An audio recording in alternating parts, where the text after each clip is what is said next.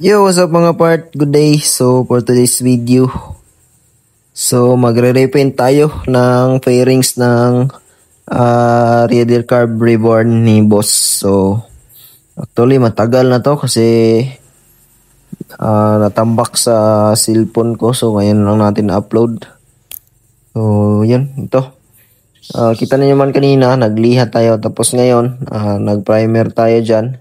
And then, nag-mix tayo ng masilya. So, mamasilyahan natin yung mga biyak or yung mga kumbaga yung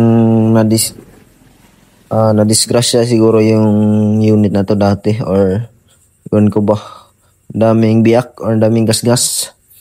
So, yan, minasilya natin. Yan, yung mga biyak. Yan. Tapos dito, nilihan na natin yung minasilya natin kanina and then all goods naman siya. So yan, back to paint natin. So paint natin ulit ng primer para matakpan yung mga nawala na pintura kanina. So para matakpan yung mga kulay pula dyan, all goods na yung masilya natin mga parts. So yan, yan yung sa headlight. So, titirahin natin ngayon to ng primer uli para matakpan yan. So, yan siya mga part.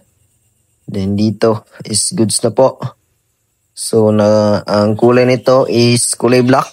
So, flat black ng kulay. So, pininturahan ko na yung mga gilid-gilid niya sa looban ng black. So, kita nyo, parang nagka-black-black na siya. So, yung sa loob ay nuna kong pinturahan. So, para all goods na po. So, yan. Dito.